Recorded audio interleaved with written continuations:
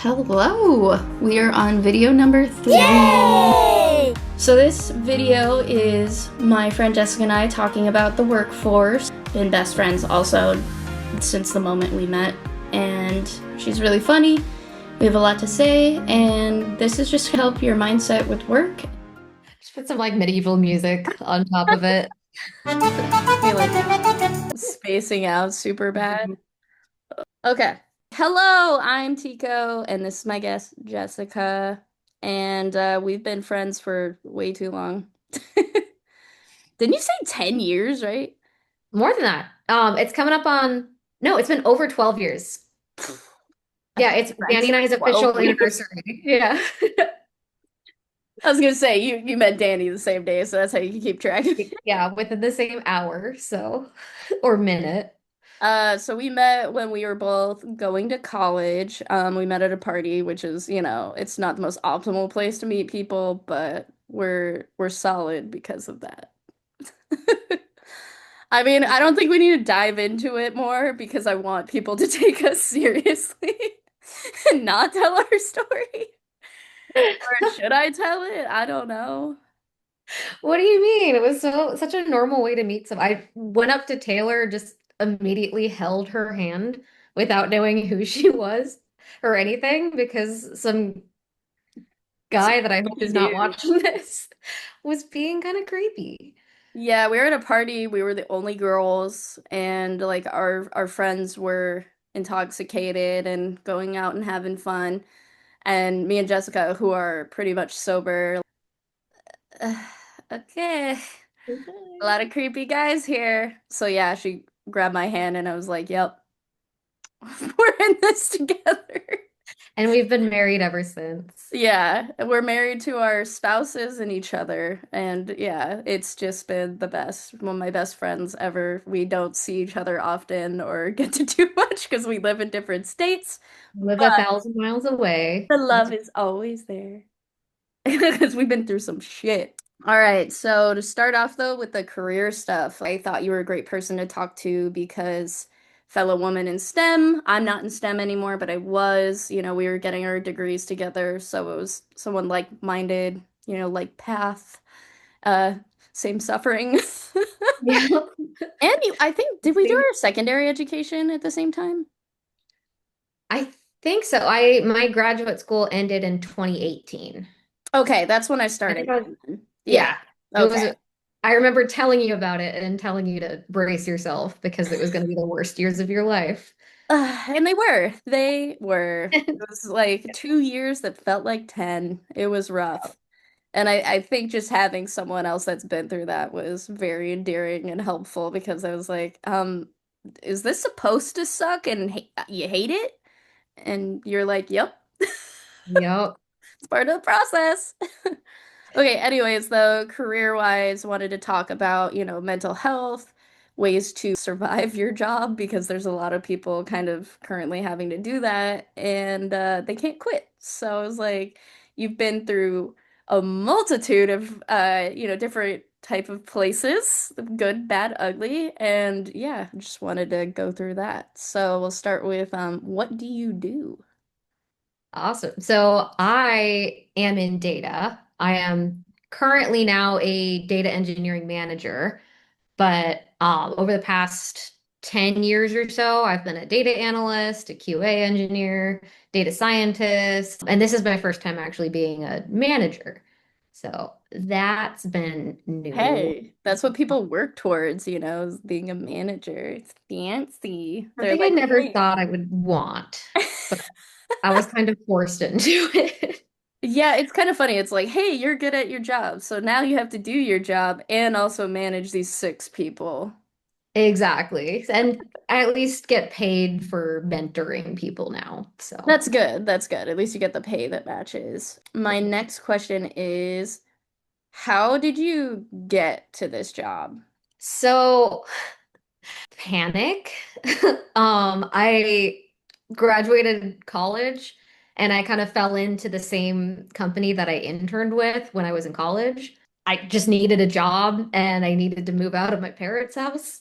So that was the first place that offered me something. And then I realized I was an analyst at the time, and I enjoyed just working with data and writing SQL. And I was like, oh, how fun coding and numbers. And I'm actually kind Normal of good people at things. this. Yeah.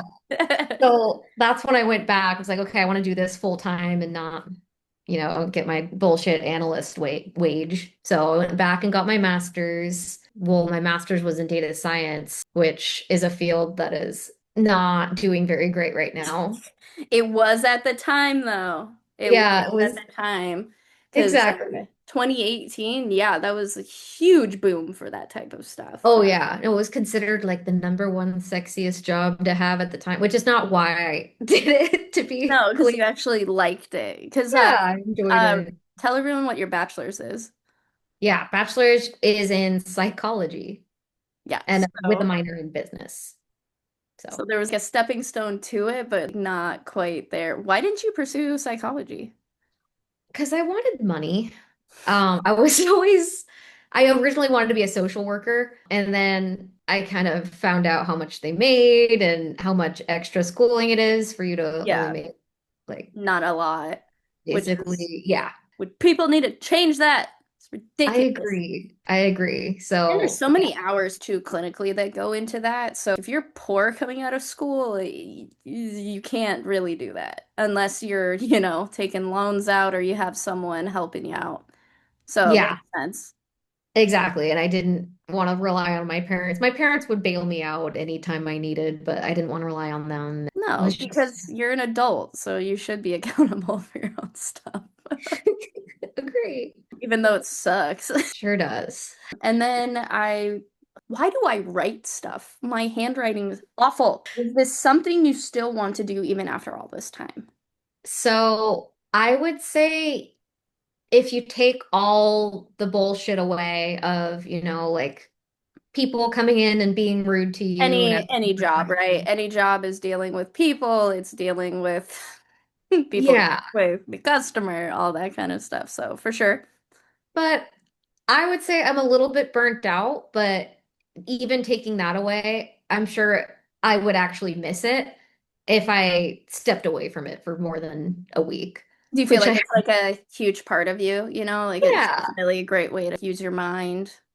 exactly. And I don't know. I feel a little bit jaded, but I still enjoy it.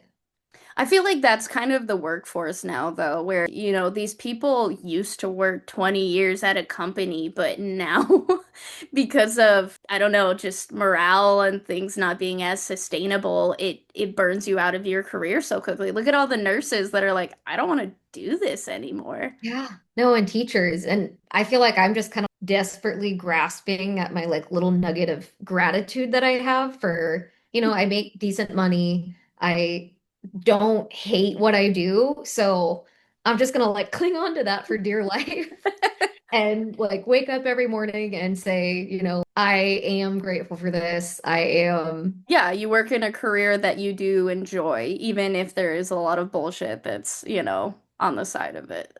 yeah. And it Okay. Would you say that's a tool you use to kind of help you through this type of stuff? 100%. Yeah. Yeah, it's something that I don't go a day without thinking. It's like, yeah, I chose this, and I don't know if it's 100% true, but Well, we're I making it true, convince baby. myself.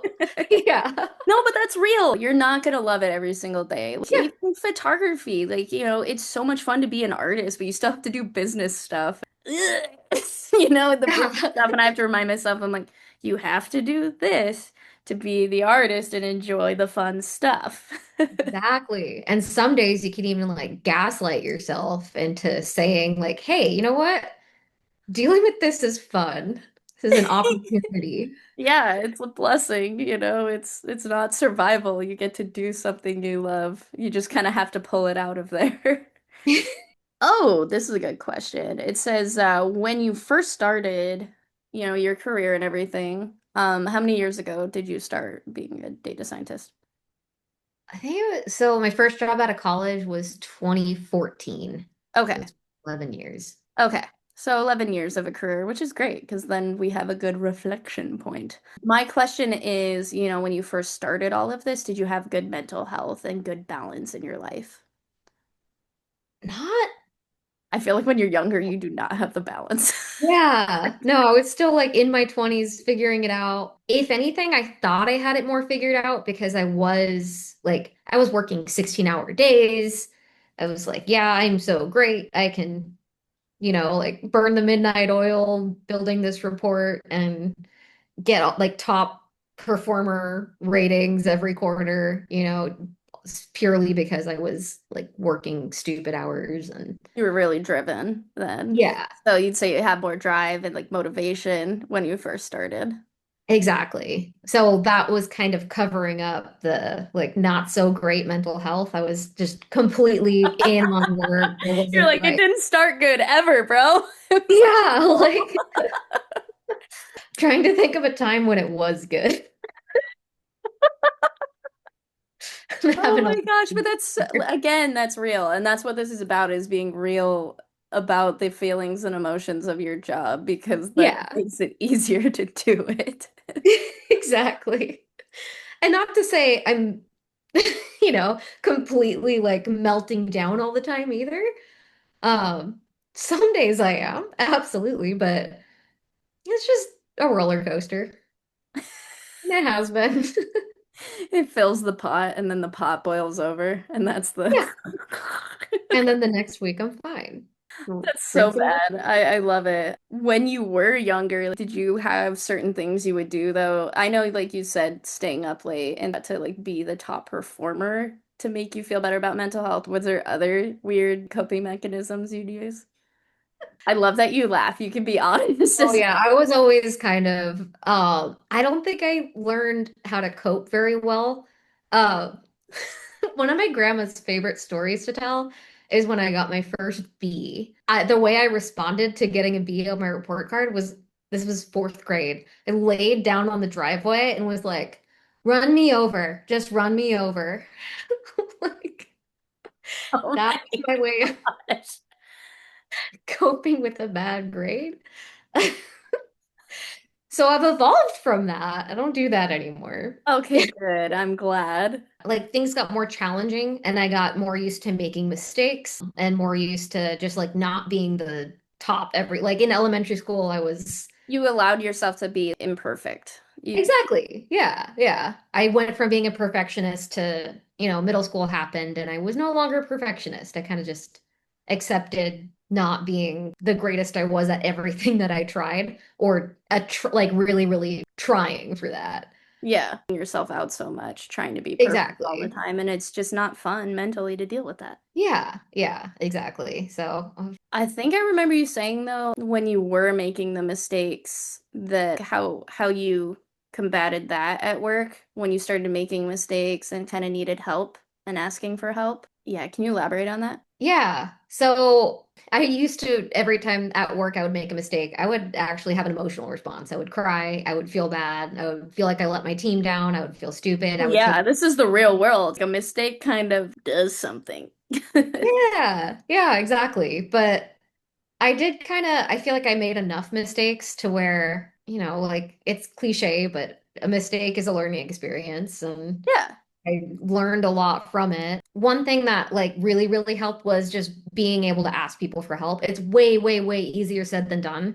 Oh, for sure. Yeah, and knowing where the line is between, okay, I spun my wheels, I tried everything I can, I'm gonna ask this person. But like a lot of times you don't need to spin your wheels and try everything you can and try to be perfect before you ask somebody. People in general, for the most part, they like giving help, they like giving guidance. Yeah. So just asking people where you can and Yeah. knowing to ask good questions. And the fear of looking stupid, I think, is what causes the mistakes in the first place. Hmm.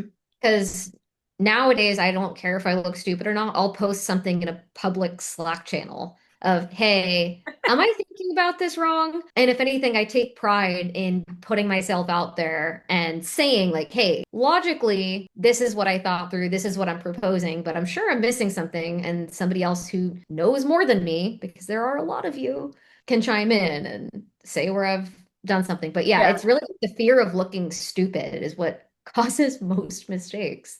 Like you could just get ahead of it a lot more Yeah, by exactly. And I feel like also doing that in the public channels probably makes other people feel more comfortable to ask questions there too. no, and people directly ping me all the time, like, "Oh, I'm so glad you asked that," because I was wondering about that too. I'm like, "Okay, I'm sure you were like afraid of looking stupid, so you didn't do that." But That's so cute. Like, hey, you're not dumb. You're great. Let's yes. see. Do you have good mental health now? How do you survive? I So I mean, if did. you want to be honest about this past week, you Oh, can. I'm gonna. I don't know if you want to share that to the internet. That Oh, is I don't give. on you. So I actually postponed this interview because on Tuesday I had a bit of a mental health crisis. So I don't know if that answers that. Yes, But yes. I will say, so I'm better now. It's very up and down. I was having a panicky, anxious day on Tuesday. I have panicky, anxious days all the time. It's only, once every couple months that I'll have to, take a mental health day and not work or just not do any of my previous obligations. But for the most part, I'm okay, I would say. Like, And it's good to ask for help, and that's what you did. And that's so amazing to be like, hey, this ain't right. I need help. You know? yeah, yeah, exactly. Or like, called a doctor, got some anti-anxiety meds, and that was actually my first time doing that. So Yeah, it's kind of proud weird feeling, huh? You're like, wow, I lived this long without this. because I raw dog in life right now. Aside from, yeah, like 2 days ago. So Oh yeah, for sure. How do you manage the stress otherwise? running is really important. Whenever I stop running every day, like I try to run about 20 miles a week, but I've noticed an extreme correlation between when I'm running regularly and my mental health. I try to tell everybody I know, like run, swim, bike, do some kind of cardio because it's kind of been a miracle drug for me. Yeah, for sure. And also to preface that, no one does 20 miles except Jessica because she runs freaking marathons. So that's such a great way to release stress because I mean, running just releases endorphins, and I'm sure it just gets that anxious energy just out. You come home and you're like, I don't even know what I was upset about. Exactly. No, that's happened so many times where I've been super angry about something that a coworker said and I was stewing on it. And then I went for a run and was like, was that the same conversation? Like, why did I have that reaction? What the hell? So it works. It's I know very it's so good. funny because people are like, have you tried exercise? It does help. It does help. But if you need more help, please go get it. Yes. And I have been running and I did still need to get Yeah, exactly. Because I know that. that's that's a stigma, term is like, have you exercised? No, and there are more and more studies coming out too that it's so much more important than anyone else like has said in the past. Oh, for sure. Yeah. I mean, it makes you less angry. I started doing mental health walks, so it's not mental health. And sometimes I'll just get mad, and I'm like, ugh, yeah, how do I deal with this? So I just walk and I listen to metal, and I probably look insane going like, it works. Amazing. It's therapy. It's beautiful. Oh, this is a good last question. What's a good mindset to have when you're having a hard time at your job? That's a really good one. I feel like I am not good at that one yet because my mindset is, or maybe it is good. Maybe it has actually done well Maybe for me, it's but more positive than you think it is. You know what I mean? yeah, I'll send Taylor memes all the time of like, just, I just want to like fucking quit my job. Like, just quit, just quit. And it's joking a little bit, but it's also like, I don't know, it does help just like joking about how I'm just going to quit my job and feel better and like Yeah. see the country, find myself a new name, like never be seen from again. I read It's fun. online that cynicism, like that cynical dark humor, actually makes people less aggressive and angry. So keep doing that. And it's nice too because I'll be at a party and I'll be talking to someone for the first time. They'll be like, "Oh, what do you do?" "Okay, yeah, I'm a data engineer." "Oh, how do you like it?" "Oh, I fucking hate it." And just being authentic, being like, Yeah, it's real. You love what you do, but it's just like sometimes it's too much. and like if I had $1 billion, would I be doing this? No, absolutely not. What And would you do if you had $1 billion? I would, oh man, I would try to be like a philanthropist and I would play a lot of video games all the time, I would, 24/7. just not work. And I would not do any labor. No, I'm done. I'm done. It's done, homie. Yeah. Mm-mm. To just sit poolside and like not have to worry about my finances. That would just be mwah. And have the real feeling of creating art not for money too. Yeah, I would just have like an art studio and just vibe out all the time and go on vacation for the rest of my life. Yes, travel the world for sure. I feel like once you've worked in the corporate world and been tortured by it, you just lose your will to do it. You just get more and more tired. So after work, I've been trying to get better about this, where after work I try to do something at least like 3 days a week rather than, like I log off at like 7 p.m. some days, shut my laptop, and then just like sit on the couch comatose. That's all I can manage. Yeah, because you're using all your mental and, it does take the physical energy out of it when you just push Social, to your physical, limit. yeah, it's everything. Yeah. Yeah, that's too much. Yeah. So it's just kind of funny because, like, the more I think you navigate in your career in life, the more you realize, I hate this sentence so much, but you have to have money, dude. You have to Do have money for things. And it's so gross. the way the world is right now, it sucks. I hate it. I hate it because there isn't a freedom with things. Have you seen the show Upload? Yeah.